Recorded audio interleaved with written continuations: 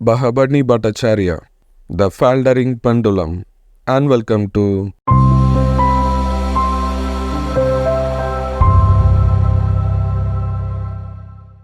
இந்த ஷார்ட் ஸ்டோரியை பற்றி சொல்லணும்னா 1968 bhabani bhattacharya வந்து ஸ்டீல் ஹாக் அண்ட் அதர் ஸ்டோரிஸ்ன்ற மாதிரி ஒரு ஷார்ட் ஸ்டோரி கலெக்ஷனை வந்து பப்ளிஷ் வந்து பண்ணுறாரு.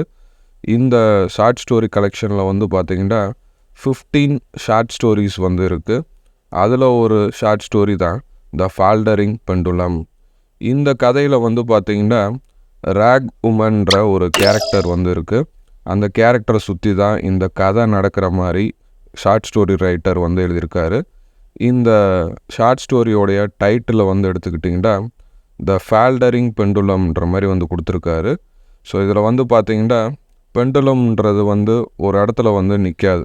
அது வந்து என்ன செய்யும்னா அப்படியே டூ அண்ட் ஃப்ரோவாக வந்து மூவ் ஆகிக்கே வந்து இருக்கும். இதை வந்து ஒரு அந்த ராக் உமனோடைய வாழ்க்கையோட வந்து கனெக்ட் வந்து பண்ணியிருக்காரு. அடுத்து பார்த்திங்கன்னா ஃபேல்டரிங்டா என்ன அர்த்தம்டா தள்ளாட்டம்ன்ற மாதிரி அர்த்தம் வந்து இருக்குது. ஸோ இப்போது இந்த ஷார்ட் ஸ்டோரிக்கு நம்ம ஷார்ட் ஸ்டோரி ரைட்டர் என்ன தலைப்பு வந்து கொடுத்துருக்காருன்னா தள்ளாடக்கூடிய ஒரு பெண்டுலம்ன்ற மாதிரி வந்து தலைப்பு வந்து கொடுத்துருக்காரு. ஸோ அதே மாதிரி இந்த ராக் உமனுடைய வாழ்க்கையும் வந்து இப்போது ஒரு தள்ளாட்டத்தில் வந்து இருக்குது.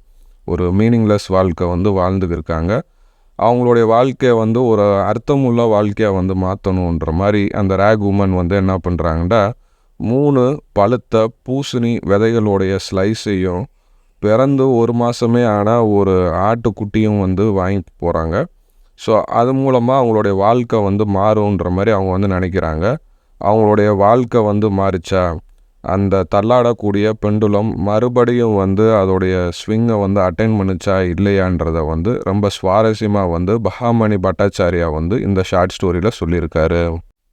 உங்களுக்கு இந்த ஒர்க்குக்கான ஒரிஜினல் ஆடியோ ஃபைல் வேணும்னா நம்ம சேனலோடைய டேஷ்போர்டை வந்து ஓப்பன் பண்ணிக்கோங்க. அதில் போட்காஸ்ட்டுன்ற இந்த செக்ஷனை வந்து கிளிக் பண்ணுங்கள். உங்களுக்கு இந்த ஒர்க்குக்கான ஒரிஜினல் ஆடியோ ஃபைல் இந்த போட்காஸ்ட் செக்ஷனில் வந்து கிடைக்கும். இங்கேயும் கேட்டு நீங்கள் என்ஜாய் வந்து பண்ணலாம். இப்போ நம்ம வீடியோக்குள்ளே போகலாம். ஒரு செவ்வாய்க்கிழமை பக்கத்தூர் சந்தையில் நம்ம ராக் உமன் வந்து போய் அந்த சந்தையில் வந்து தன்னுடைய வாழ்க்கையை வந்து அர்த்தமுள்ள வாழ்க்கையாக வந்து மாற்றணுன்றதுக்காக ஒரு 3 பழுத்த பூசணி விதைகளுடைய ஒரு ஸ்லைஸை வந்து வாங்குகிறாங்க. அடுத்து பிறந்து 1 மாதமே ஆன ஒரு வெள்ளை ஆட்டுக்குட்டியும் வந்து வாங்கிக்கிறாங்க. அதுக்கப்புறமா அந்த ராக் உமன் வந்து தான் இருக்கக்கூடிய வில்லேஜை நோக்கி நடக்க ஆரம்பிக்கிறாங்க. அப்போ வந்து ஈவினிங் டைமாக வந்து இருக்குது. அப்படியே வந்து சூரியன் வந்து மறைய ஆரம்பிக்குது. ஒரு கையில் வந்து பார்த்திங்கன்னா அந்த பூசணி விதைகள் இருக்கக்கூடிய அந்த ஸ்லைஸை வந்து ஒரு கையில் வந்து பிடிச்சிருக்காங்க. இன்னொரு சைடு வந்து பார்த்திங்கன்னா அந்த வெள்ளை ஆட்டுக்குட்டியை வந்து அப்படியே தூக்கிக்கிட்டு வர்றாங்க.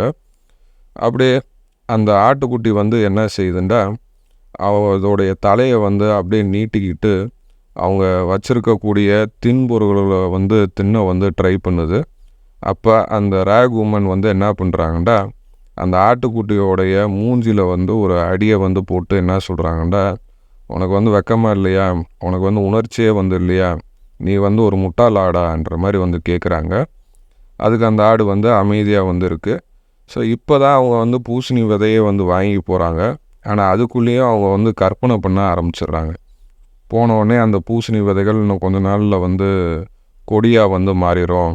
அந்த கொடிகளில் வந்து பார்த்திங்கன்னா மஞ்சள் நிறத்தில் வந்து பூக்கள் வந்து பூக்கும்.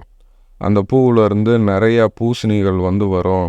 இது மூலமாக என்னுடைய வாழ்க்கையை வந்து அர்த்தமுள்ள வாழ்க்கையாக வந்து மாறிடும்ன்ற மாதிரி வந்து அவங்க கற்பனை பண்ணிக்கே இருக்காங்க. கற்பனை பண்ணிக்கிட்டேவும் அந்த ஆட்டை வந்து முறைச்சி பார்த்து நீ ஒரு முட்டாள் ஆடு தான்ன்ற மாதிரி வந்து சொல்கிறாங்க.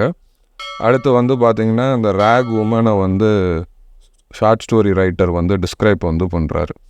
ஸோ அவங்க வந்து பார்க்குறதுக்கு எப்படி இருக்காங்கன்னா அவங்களுக்கு வந்து அங்கங்கே வந்து நரைச்சிருக்கு. அந்த நரைச்ச அந்த முடியை வந்து அப்படியே வந்து இழுத்து பின்னாடி வந்து ஒரு கொண்டை வந்து போட்டிருக்க மாதிரி வந்து சொல்கிறாரு. அவங்க வந்து எப்போவுமே வந்து கந்தலான சேலைகளை தான் வந்து அணிஞ்சிருக்காங்க. அதாவது கிழிஞ்ச துணிகளை தான் வந்து போட்டிருக்காங்க.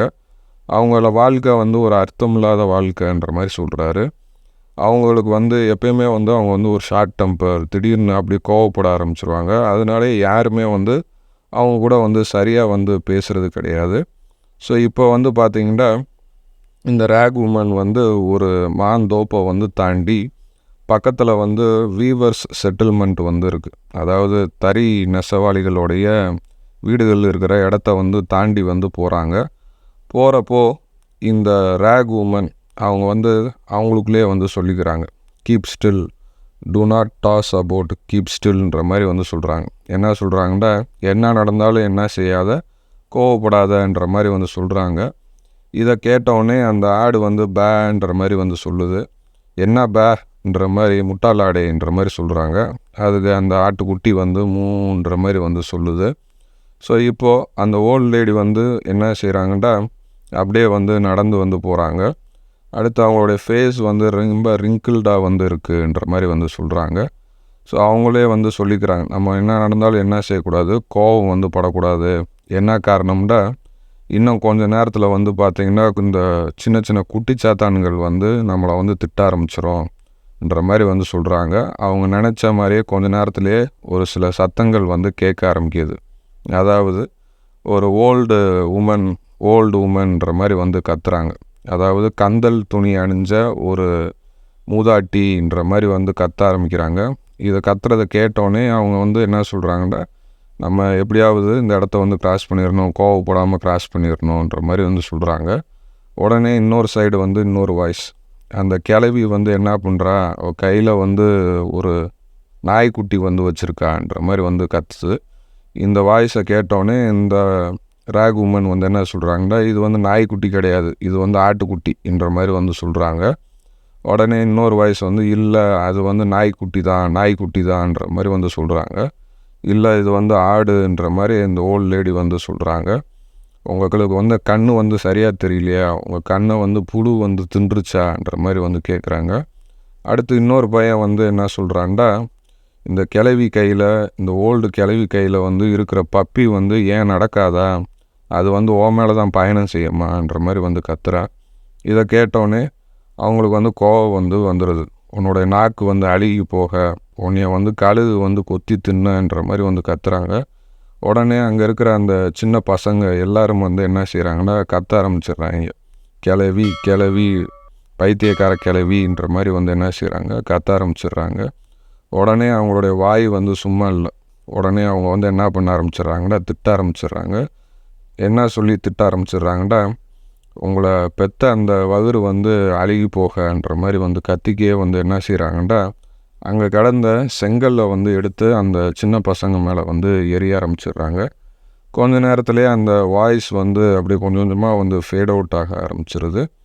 அப்போ பார்த்தீங்கன்னா ரேக் உமனோடைய கையில் வந்து ஒரே ஒரு செங்கல் கட்டி மட்டும் வந்து இருக்குது.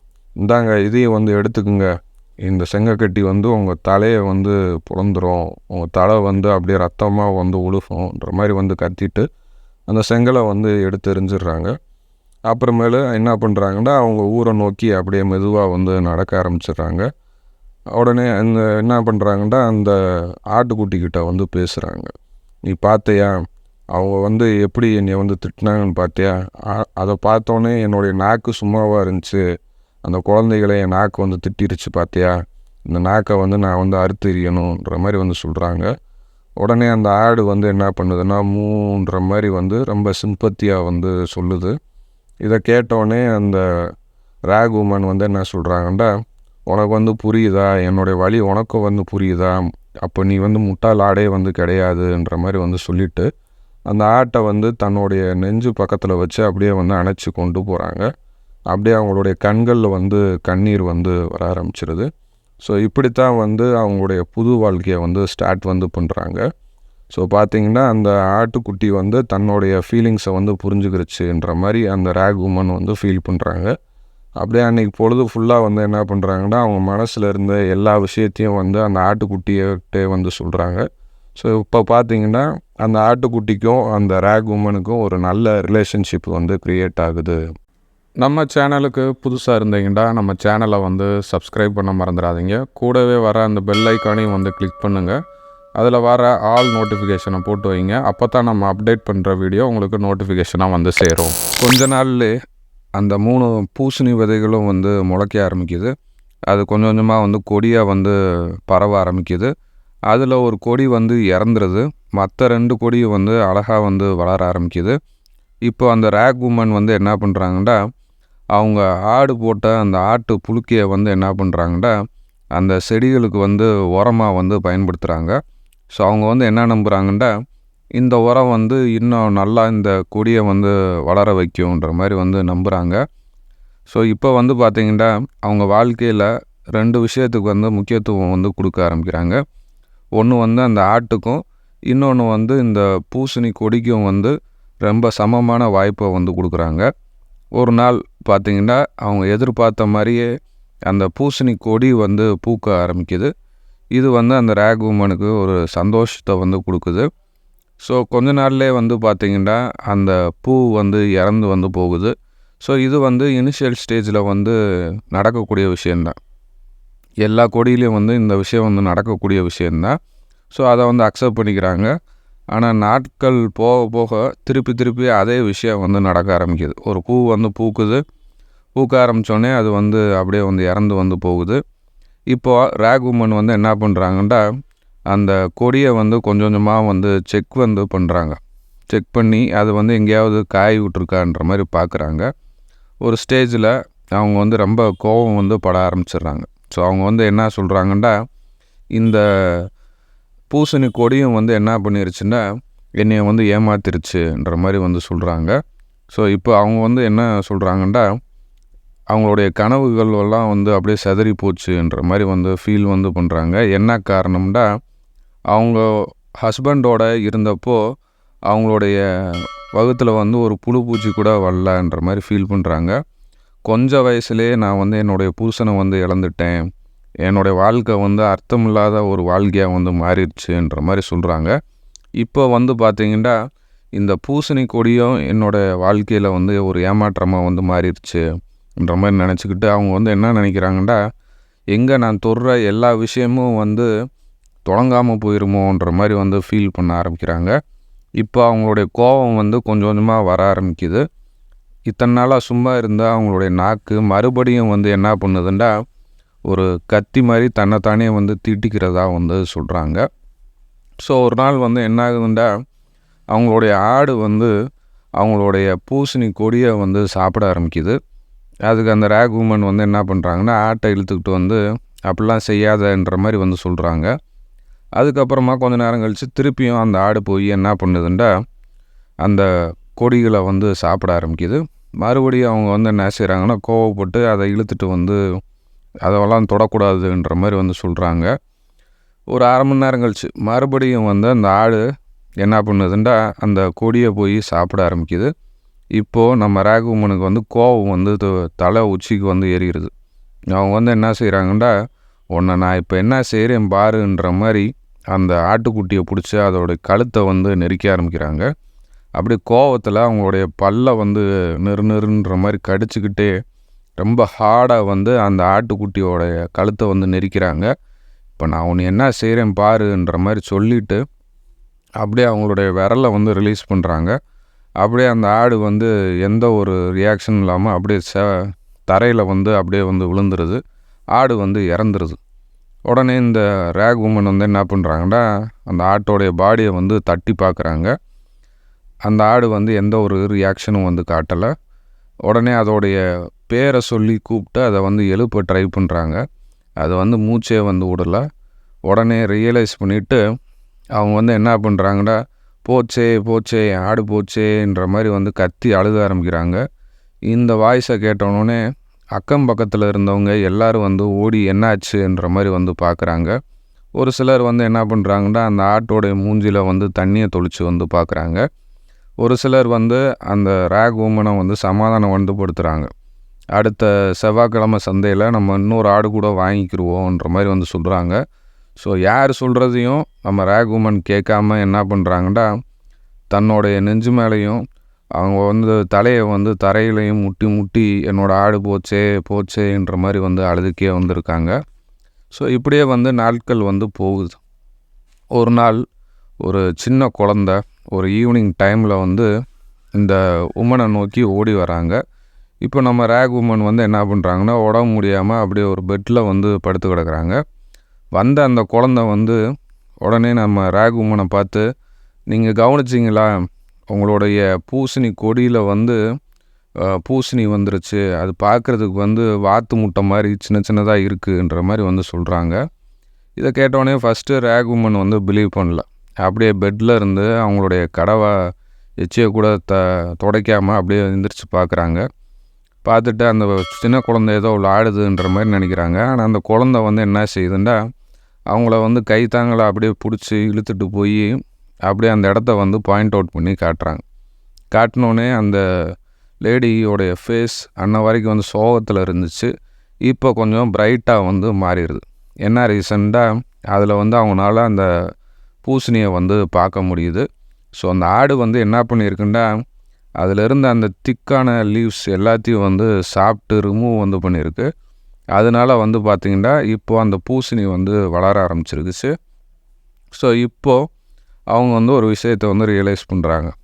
இங்கிட்டு பார்த்திங்கன்னா என்னுடைய ஆடு வந்து இறந்துருச்சு, ஆனால் பார்த்திங்கன்னா இப்போ என்னுடைய பூசணி கொடி வந்து பூசணி வந்து விட ஆரம்பிச்சிருச்சு. இப்போ என்னுடைய வாழ்க்கை வந்து ஒரு ஃபுல்ஃபில் ஆயிடுச்சுன்ற மாதிரி வந்து ஃபீல் பண்ணுறாங்க. அவங்களுடைய வாழ்க்கை வந்து ஒரு பேலன்ஸ்டாக வந்து மாறிடுச்சு. இப்போ வந்து பார்த்திங்கன்னா இத்தனை நாளாக தள்ளாடிக்கு இருந்த அந்த பெண்டுலம் மறுபடியும் வந்து அதோட இயல்பான நிலையை அடைஞ்சு அது வந்து ஸ்விங் ஆக ஆரம்பிச்சிருச்சுன்ற மாதிரி சொல்லி இந்த ஷார்ட் ஸ்டோரியை வந்து கம்ப்ளீட் பண்ணியிருக்காரு பஹாமணி பட்டாச்சாரியா.